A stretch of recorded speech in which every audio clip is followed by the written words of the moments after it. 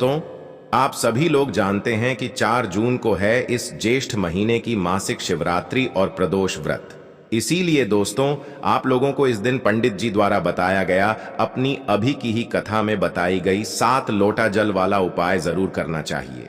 और दोस्तों, बहुत सारे लोगों ने यह वाला उपाय करना भी शुरू कर दिया है। तो दोस्तों, इस उपाय को आपको कैसे करना है, कब करना है, कहां पर करना है और उपाय को करते समय आपको किन किन देखिए यह दिन इतना खास होता है, इतना महत्वपूर्ण होता है, देखा गया है। कभी कभी बड़े बड़े पूजा पाठ अनुष्ठान से जो मनोकामना पूर्ण नहीं होती है, वह 4 जून के दिन एक छोटे से उपाय करने से ही आपकी मनोकामना पूर्ण हो जाती है। अगर आप लोग भी इस उपाय को ज्येष्ठ मंगलवार प्रदोष शिवरात्रि के दिन करना चाहते हैं, तो आप इस उपाय को पहले अच्छे से समझ लेना, सुन लेना, उसके बाद करना। आपको इस उपाय का फल जरूर मिलेगा। और इस उपाय को करने से आपके घर में चाहे किसी भी प्रकार की दुख और समस्या क्यों ना चल रही हो, आपको उसका कारण भी नहीं पता है कि भाई यह समस्या किस कारण से चल रही है, उसका कुछ भी कारण हो सकता है। जैसे पितृदोष हो सकता है या किसी भी तरह का मंगल दोष भी हो सकता है, और भी बहुत तरह के दोष होते हैं, कुछ भी हो सकता है। पर आपको इस उपाय को करने के लिए अपने दोष को पता लगाने की भी जरूरत नहीं है। इस 4 जून के दिन इस 1 लोटा जल वाला उपाय को आप लोगों को कर लेना है। दोस्तों, अब हम समझते हैं इस वाले उपाय को हमें करना किस समय है। तो सबसे पहली बात दोस्तों, हम समझते हैं कि यह 1 लोटा जल वाला उपाय करना किसको है। तो देखिए, यहां पर सीधी सी बात है कि यह 1 लोटा जल वाला जो उपाय है, यह किस लिए किया जा रहा है। यह मनोकामना को पूर्ण करने के लिए किया जा रहा है, या आपके जीवन में जो दुख और परेशानियां हैं उनको दूर करने के लिए किया जा रहा है, या आपका कोई बड़ा काम है जो कि नहीं हो पा रहा है, आप उसके लिए इस उपाय को कर सकते हो। तो सीधी सी बात यह है कि आप अपनी किसी भी प्रकार की मनोकामना के लिए इस वाले उपाय को कर सकते हो। तो यह उपाय वह व्यक्ति कर सकता है जिस व्यक्ति को अपनी किसी भी प्रकार की मनोकामना भगवान शिव जी से पूर्ण करवानी हो। और अगर कोई भी माताएं बहनें जो है अपने घर की सुख और शांति के लिए, घर में धन समृद्धि को बढ़ाने के लिए वाला उपाय करना चाहती हैं, तो घर की जो बड़ी माताएं बहनें होंगी वह इस वाले उपाय को विशेष रूप से करें, क्योंकि माताएं बहनें घर की लक्ष्मी होती हैं। और जब घर की लक्ष्मी कोई विशेष उपाय करती है तो उसका फल ही बहुत जल्दी मिल जाता है और बहुत बड़ा होकर मिलता है। अन्यथा इस उपाय को कोई भी व्यक्ति कर सकता है, चाहे वह बड़ा हो, चाहे वह छोटा हो, चाहे वह बच्चा हो। जिस व्यक्ति को यह 1 लोटा जल वाला उपाय समझ आ गया, वह व्यक्ति इस 1 लोटा जल वाला उपाय को जरूर करे। तो आइए अब हम समझते हैं कि इस 1 लोटा जल वाला उपाय को आपको करना कैसे है, और इस उपाय को करने का जो समय है वो क्या है। तो देखिए, इस मंगलवार प्रदोष शिवरात्रि के दिन किए जाने वाले यह 1 लोटा जल वाला जो उपाय है, यह मुख्य रूप से सुबह के समय होगा। इसलिए आपको कोशिश यही करनी है कि सुबह के समय हम इस 1 लोटा जल वाला उपाय को कर लें। पर किसी कारणवश अगर आप सुबह इस उपाय को ना कर पाओ, आपको कहीं काम से जाना हो या किसी और काम की वजह से आप उपाय को ना कर पाओ, तो आपके पास फिर दूसरा मौका रहेगा, जो कि शाम के समय का रहेगा। प्रदोष काल का रहेगा शाम के 6 बजे से लेकर शाम के 7 बजे के बीच का। इस समय के बीच में आप उपाय को करेंगे तो आपको उस उपाय का जरूर फल मिलेगा। तो शाम के 6 बजे से लेकर शाम के 7 बजे के बीच में आप लोग इस 1 लोटा जल वाला उपाय को कर सकते हो। तो भैया, बहुत सारे लोग यहाँ पर ये प्रश्न भी जरूर करेंगे कि भाई हम तो नौकरी पर जाते हैं, हम अपनी ड्यूटी पर जाते हैं और आने में हमें देर हो जाती है, तो उस जगह पर हमें क्या करना चाहिए। तो देखिए, उन लोगों को भी टेंशन लेने की जरूरत नहीं है। अगर आप लोग इस उपाय को शाम के समय प्रदोष काल में कर रहे हैं, और अगर आप आने में देरी भी हो जाती है, आपको आने में 7 बजे तक आप नहीं पहुंच पाते हो, तो भाई आप रात 8 बजे तक भी अगर उपाय को करोगे तो भी चल जाएगा। क्योंकि यह प्रदोष शिवरात्रि का दिन है, यह दिन बहुत ही कम आता है पूरे साल भर में। इसीलिए इस मौके को आपको नहीं छोड़ना है, आप इस उपाय को जरूर कर लेना। अब हम यहां पर समझते हैं कि आपको उपाय कैसे करना है।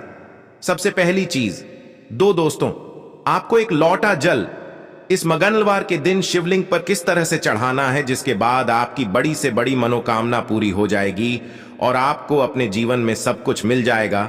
दोस्तों, जल तो सभी चढ़ाते हैं, लेकिन शिवलिंग पर जो जल चढ़ाया जाता है उसको चढ़ाने का भी एक नियम होता है। किस तरह से आपको वह जल चढ़ाना है आज की वीडियो में यह हम आपको बताएंगे। और इस तरह से दोस्तों, जब आप जल चढ़ाएंगे बहुत जल्दी आपकी मनोकामना पूरी हो जाएगी। आपके जीवन में जो दुख और कष्ट हैं वह भी दोस्तों बहुत तेजी के साथ आप देखेंगे कि दूर होते चले जाएंगे। तो दोस्तों, अगर आप भी अपने जीवन में सब कुछ हार चुके हैं या आपको लगता है कि अब आपके जीवन में कुछ भी अच्छा नहीं होने वाला है, तो दोस्तों आपको यह एक लौटा जल का उपाय करना है। बस इसके बाद आप देखेंगे कि बहुत बड़ा बदलाव आपके जीवन में आएगा। दोस्तों, जब व्यक्ति हर तरफ से हार जाता है, हर जगह से उसे जब निराशा मिलने लगती है और उसे अपने ही जब पराये लगने लगते हैं, तब दोस्तों व्यक्ति को महादेव की शरण में जरूर जाना चाहिए, क्योंकि महादेव ही एक ऐसे देवता हैं जो कि अपने भक्त की बड़ी से बड़ी मनोकामना को भी बहुत जल्दी पूरा कर देते हैं। और महादेव की शरण में जो भक्त जाता है, कभी भी महादेव उसे खाली हाथ नहीं लौटने देते हैं। अपने उस भक्त की जरा सी पूजा से प्रसन्न होकर अपने उस भक्त के जीवन के हर दुख को वह हर लेते हैं, हर संकट को वह दूर कर देते हैं। दोस्तों, यदि एक लौटा जल भी यदि कोई महादेव को समर्पित कर देता है, तो महादेव अपने उस भक्त की हर मनोकामना को पूरा कर देते हैं और उसके जीवन में वह ढेर सारी खुशियों को भी भर देते हैं। तो दोस्तों, उपाय कैसे करना है, किस तरह से आपको एक लौटा जल सोमवार के दिन शिवलिंग पर चढ़ाना है, सब कुछ आपको वीडियो में बताने वाले हैं। तो दोस्तों, आपको यहां पर एक लौटा जल लेना है अपने घर का, क्योंकि दोस्तों जब आप अपने घर से एक लौटा जल चढ़ाते हैं शिवलिंग पर, तो वह जल शिवलिंग से होता हुआ माता रानी के हस्त कमल पर जाता है और इससे दोस्तों आपके जो पितृ हैं वह भी हमेशा प्रसन्न रहते हैं।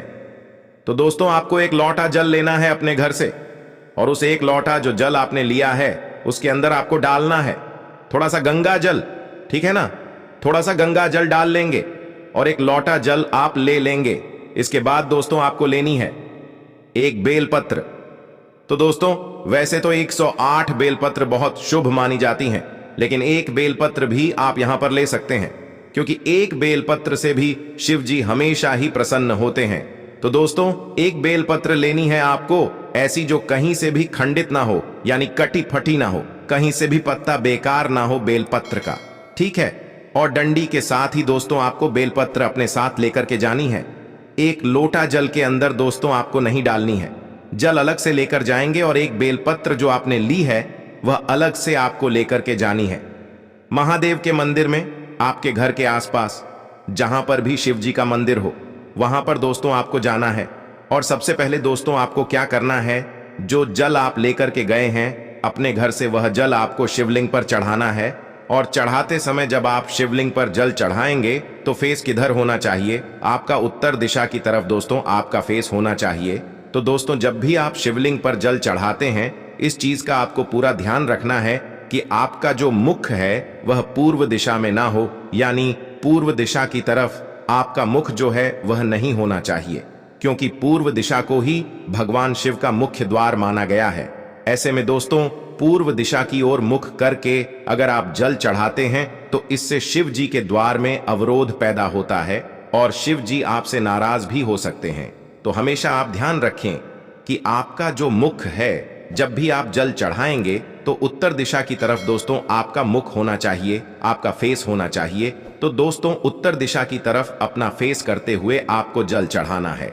और जो बेलपत्र आप लेकर के गए हैं, बेलपत्र दोस्तों आपको शिवलिंग पर कब चढ़ाने हैं, जल चढ़ाने के बाद पहले आप जल चढ़ाएंगे, फिर दोस्तों आपको बेलपत्र अर्पित करनी है शिव जी को, और जो भी आपकी मनोकामना है वो दोस्तों यहां पर आपको कह देनी है। और दोस्तों, जब भी आप यह उपाय करते हैं, प्रदोष शिवरात्रि के दिन शिव जी आपसे हमेशा प्रसन्न होते हैं और आपकी जो भी मनोकामना होती है वह पूरी हो जाती है, आपको अपने जीवन में सब कुछ मिल जाता है।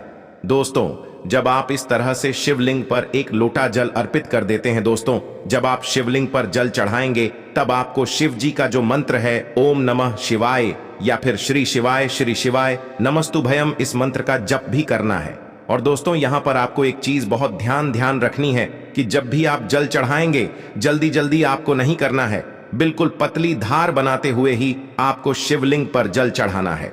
इस तरह से दोस्तों जब आप जल चढ़ाते हैं तो शिव जी को ठंडक मिलती है।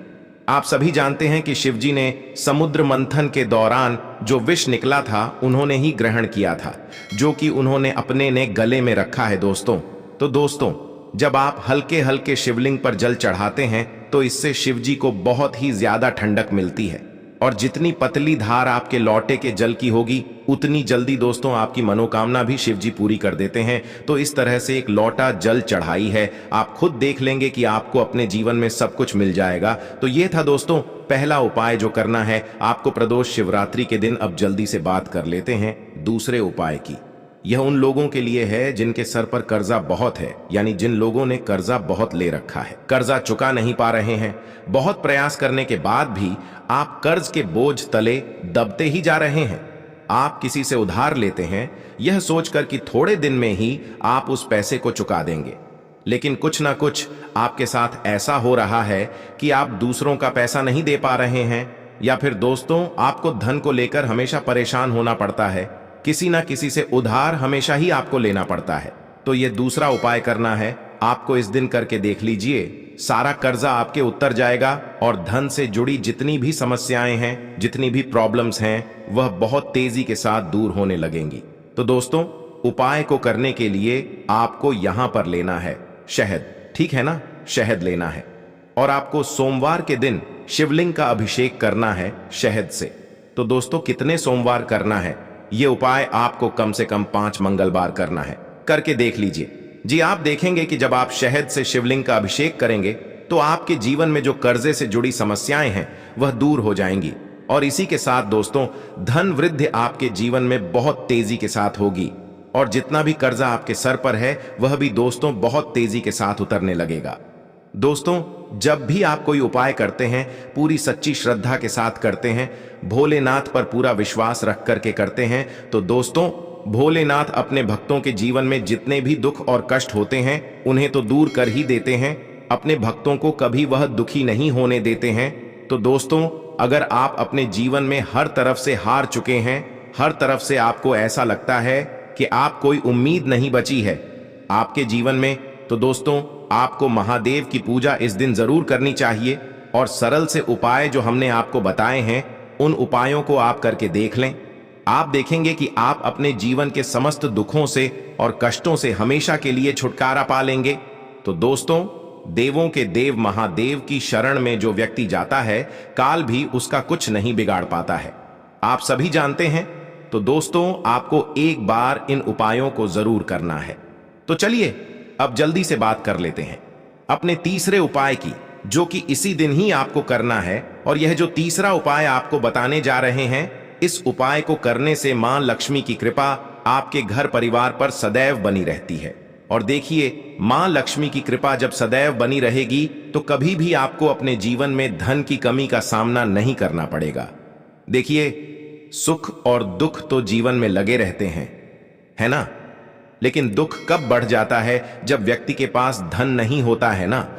क्योंकि अगर व्यक्ति के पास पैसा है तो अगर उसका स्वास्थ्य ठीक नहीं है या कोई छोटा मोटा दुख जीवन में आ भी गया है ना, तो हमें लगता है कि हाँ चलो हमारे पास पैसा है, हम डॉक्टर को दिखा सकते हैं, कुछ भी कर सकते हैं, है ना। लेकिन अगर पैसा ही नहीं है तो हम अपना इलाज तक एफर्ट नहीं कर सकते, इलाज तक नहीं करवा पाते हैं। जब व्यक्ति के पास पैसा नहीं होता है तो इससे अंदाजा लगा सकते हैं कि पैसा कहते हैं सब कुछ नहीं होता है, लेकिन ऐसा नहीं है कि पैसा कुछ भी नहीं होता है, पैसा बहुत जरूरी होता है। तो देखिए, करना क्या है, आपको इसी प्रदोष शिवरात्रि के दिन पक्षियों को कुछ ना कुछ खाने के लिए जरूर देना है। आप कहां पर देंगे? देखिए, इसे आप अपनी छत पर भी दे सकते हैं। अब बहुत सारे लोग क्या करते हैं कि पक्षियों के लिए छत पर दाना तो डालते हैं, लेकिन वहां साफ सफाई नहीं करते हैं। उससे क्या क्या होता है कि राहु एक्टिव हो जाता है और फिर बहुत सारी चीजें जो हैं वह जीवन में बिगड़ने लगती हैं। तो आप अपनी छत पर भी पक्षियों को दाना दे सकते हैं। बस ध्यान यह रहे कि कभी भी पक्षियों की जो बचे हुए दाना होती है वह आपके छत पर ना हो, हमेशा साफ सफाई करते रहे। आप यह पक्षियों को दाना किसी बाहर भी जाकर दे सकते हैं। कोई पेड़ आदि है आपके घर के आसपास, कोई गार्डन है, वहां पर भी दे सकते हैं। इस दिन आप पक्षियों सेवा जरूर करें, उनके लिए पानी की व्यवस्था जरूर करें। क्योंकि इससे क्या होता है कि श्री हरि विष्णु आपसे बहुत जल्दी प्रसन्न होते हैं, और श्री हरि विष्णु प्रसन्न हो गए तो मां लक्ष्मी तो प्रसन्न होती ही होती हैं। तो यह इतना उत्तम उपाय है ना कि सोमवार के दिन यह जो उपाय है ना, यह सबसे उत्तम माना जाता है। साथ ही साथ अगर आपके घर के द्वार पर इस दिन कोई भी आए, कुछ भी आपसे मांगने, कोई भी जरूरतमंद व्यक्ति हो, कोई गाय हो, कोई कुत्ता हो, उसे कभी भी खाली हाथ ना जाने दें। अगर कोई भी एनिमल्स आता है उसे खाने के लिए दें। कोई जरूरतमंद अगर व्यक्ति आपके घर पर आ रहा है तो उसकी मदद भी आप इस दिन जरूर करें। तो देखिए